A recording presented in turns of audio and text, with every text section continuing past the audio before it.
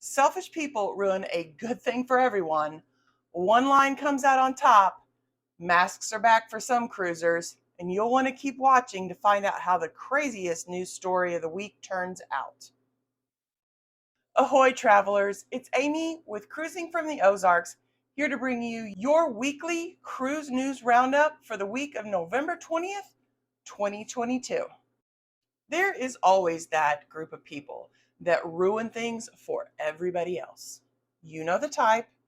They take things too far, push the boundaries, try to get by with too much. Well, they've gone and done it this time. And now Disney has decided to go back to in-person muster drills because too many people were trying to get around watching a short video. I don't have any intention of sailing on Disney, but I'm afraid that this could just be the first cruise line to go back to in-person muster drills. No one wants that. Not the passengers, not the crew.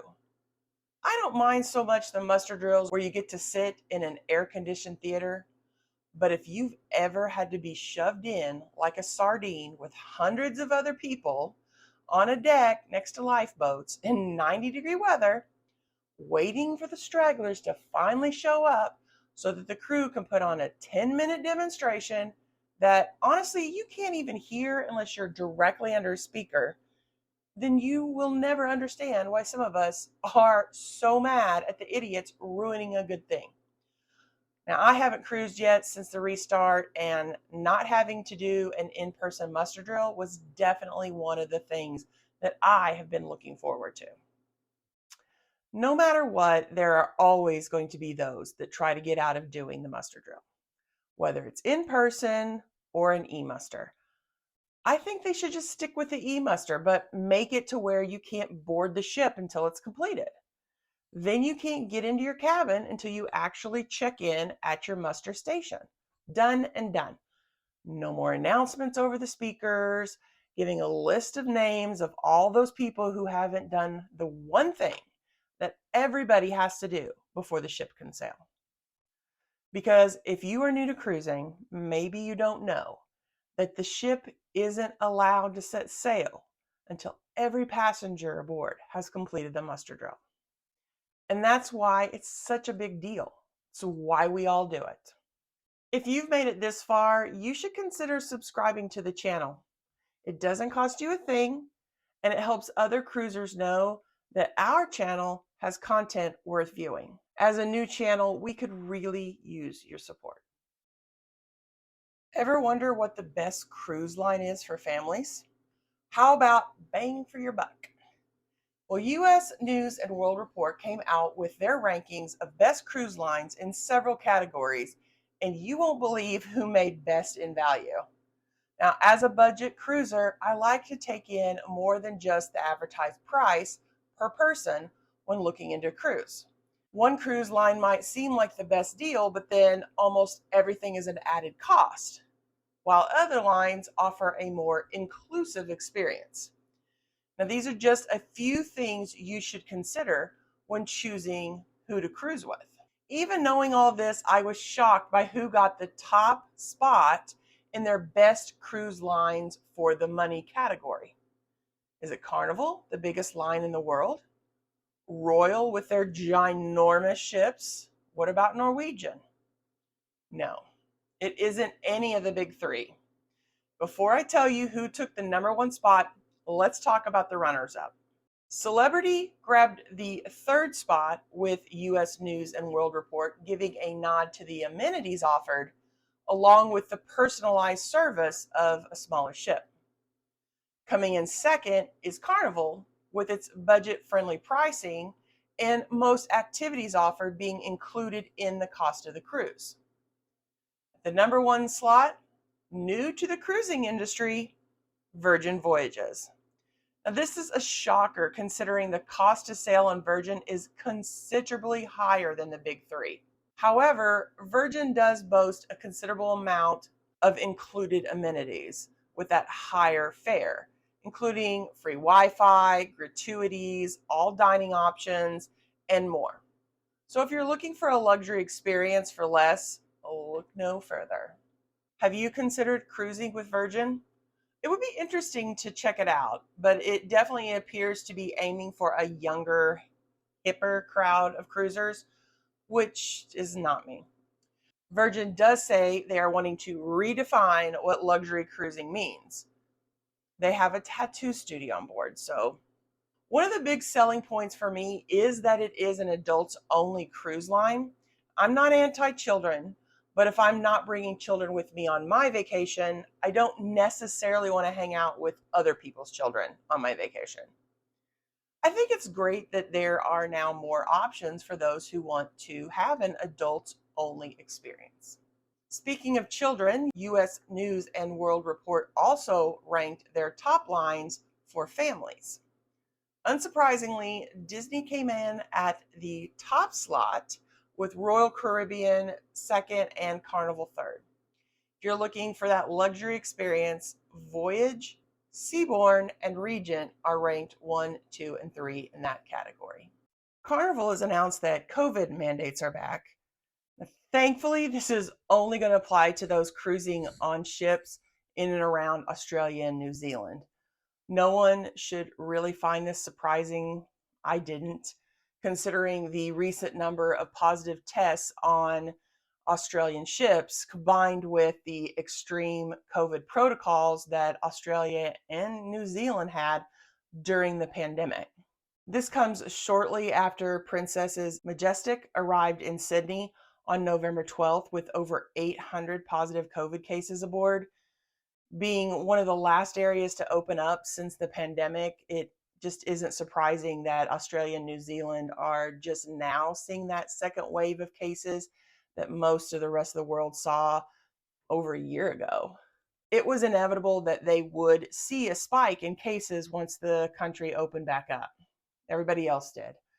Despite almost all the cases either being asymptomatic or mild, full COVID protocols are back, at least for Carnival right now.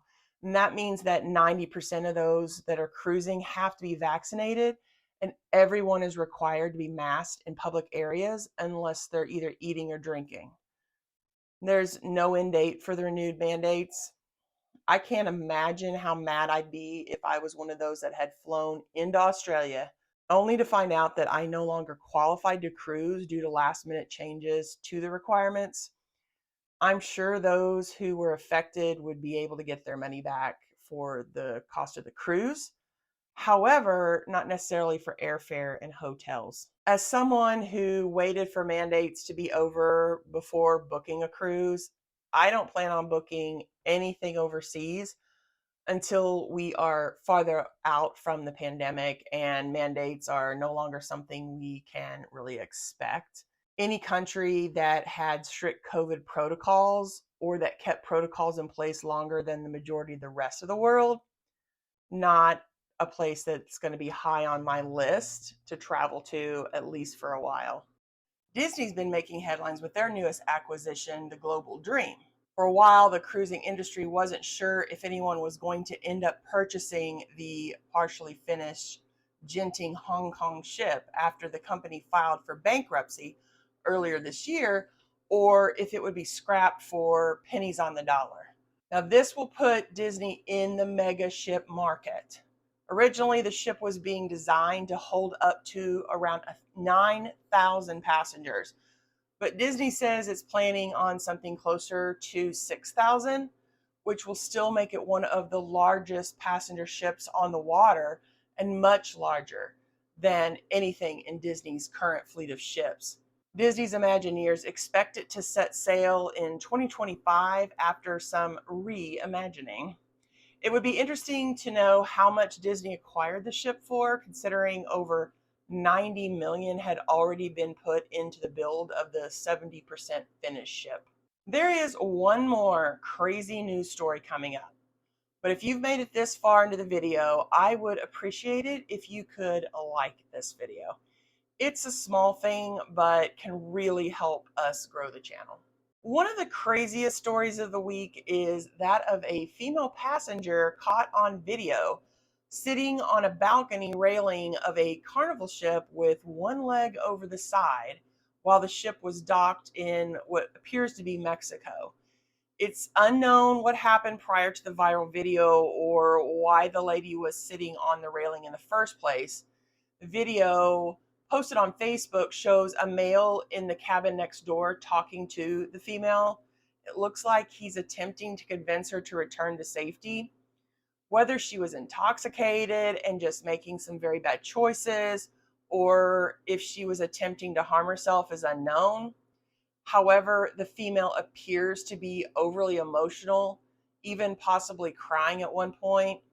At the end of the video, you can see the security finally reach the balcony and the lady is taken to safety. On Facebook, the woman who posted the original video in question made a statement that she had heard that the woman had been in an argument with her boyfriend. She was on a different ship. It's hard to tell how she would have found that out, but this is kind of all speculation at this point as to why this woman was where she was. It's unknown what happened afterwards, but most likely she would have been removed from the ship regardless of the situation.